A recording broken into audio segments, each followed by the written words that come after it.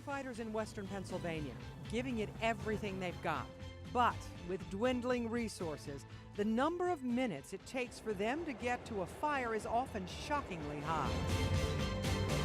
It's, can you afford to have a fire department, or can you afford not to have a fire department? That's the question. Burning questions, tonight on Chronicle. And what was unique about Pittsburgh was a lot of stories involving fires where our photographers were arriving on scene with fully engulfed homes and buildings, and very little sign of firefighters, or the firefighters were there. And just out of curiosity, I wondered what was fire response in western Pennsylvania and how it might differ with the rest of the country. When fire struck a home in North Bell Vernon last year, firefighters initially got to the scene quickly, which is not surprising when you consider the home was just around the corner from the fire station.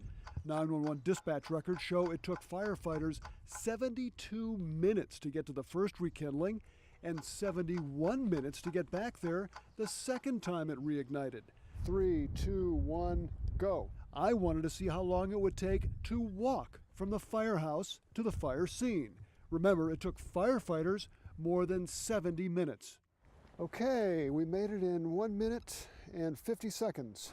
The number crunching gave us numbers. It didn't give us the people who helped tell us a story. We were able to find people whose lives were impacted by slow response times in incredible ways. People who lived a mile from a fire station whose relatives died because it took too long for the fire trucks to get there because of inadequate numbers of volunteers or inadequate training.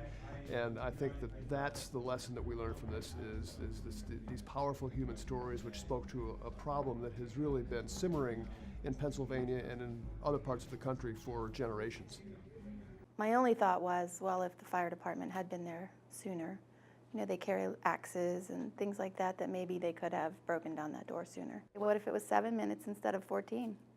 Maybe the outcome would have been different. He was just a few steps from that garage door, so maybe. This was not an easy story to tell.